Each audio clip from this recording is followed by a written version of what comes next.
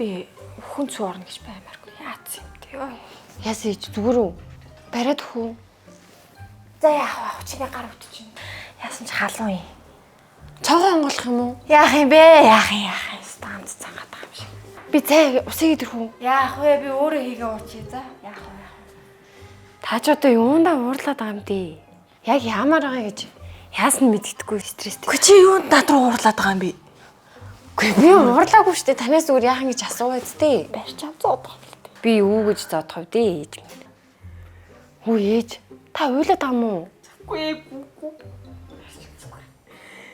Үг сонсохгүй би зүгээр гараад яваад үгүй. За та гарч яах вэ? Би залуугаараа гараа. Хэсэг тайвшраад ав. Тэгэл гараад яваад үгүй.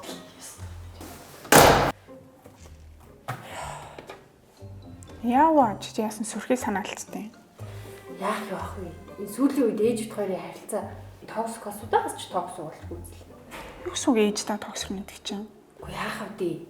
Энэ сүүлийн үед ээж ингээл сэтгэл санаа нь аюу тогтургүй заяа. Тэгэл яасан юм юм хэлэхгүй. Тэгэл жаах юм болчихгүй уйлж юм. Таяа орох учиргүй баялцсан мэт чи. Тэггүй сүүлдээ бүр ойлгох байлаа. Би болохгүй ч аа. Ээж чи хэцтэй лээ. 50 хүрч байгаа шүү дээ. Тэгвэл цэвэршэлт юм шүү. 45-аас 55 насныхан чинь эрт орой тийм гэсэн цэвэршэлт байдаг гэсэн шүү дээ.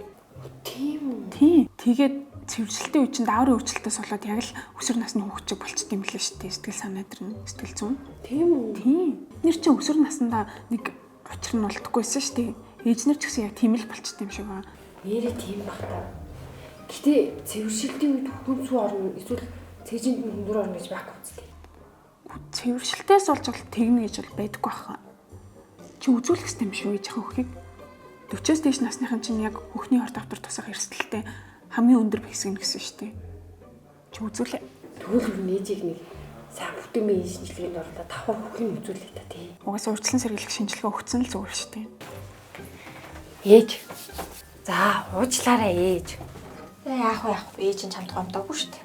Угаасаа үр хүүхдээ гомдно гэдэг чинь нүгэл үйд юм гэсэн үг. Та цаанаа л нэг базууртал байгаад байна. За би чамайг базж яадаг. За тоглосон юм таксан. Одоо хоёлын том жирээ болдгоо болий.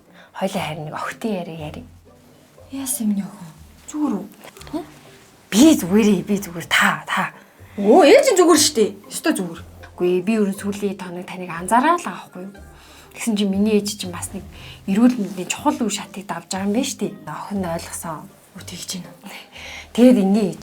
Хоёлоо бүтээмийн шинжилгээнд ороод хөхөө бас үзүүлээ. Тэгээл та. Ээж нь юуроос эмнэлэг домлох гэж ойрд яваагүй. Энэ би хаамаа ер нь үзүүлээ юу болдго юм баа. Хизээ явах. Хоёлоо таны болно гэвэл маргааш үзүүлэх үү? Тэгээл та миний охины ажил нь ок гэвэл тэгэл ээж нь ок. Би асуудал маргааш хоёлоо бүлээг үзүүлчих. За тэгээ. Та өглөө сайхан бэлтчихсэн. Чиний энэ үс чи яасан гоё болсон юм бэ? Одоо л харж байгаа юм уу? Ийм хөргөн болчиход байгаа чинь. Өстой гоё юм. Ээс вэ? Энэ хоёрын шинжилгээний хариу гарсан. За таны хувьд гэх юм бол бие болон хөхөн дээр ямар нэг өөрчлөлт гараагүй. Хөндөр ороод байгаа шалтгаан гэх юм бол дааврын өөрчлөлтөөс болж хөх хөндөр ордог. За тэгээд та хоёр маань цаашдаа 6 сар тутамдаа хөхний үзлэг шинжилгээнд тогтмол хамрагдаад яваарай. Та эсвэл нарийн шинжилгээнүүд нэмэлтээр өгч болно шүү за. Оо, тэгээ юм чи. За ашгүй. Стаф баярлаа юм чи. За үзүүлч нэг санаа амарлаа байна. Одоо хоёул эвдээ байх шүү. Үгүй. Эвүүдээ яач хав. За ээж. Гэдэж шин. Хүшээ ээж нөгөө цаасаа дээр болгосон юм шиг. Энд вэ. Оо. За ээж, одооноос хоёул яах вэ? Яах юм? Хөхөө тогтмол үзүүлэх нь. Эрүүл хооллох нь. Асгал хөдөлгөөний тогтмол нэг юм. Ок.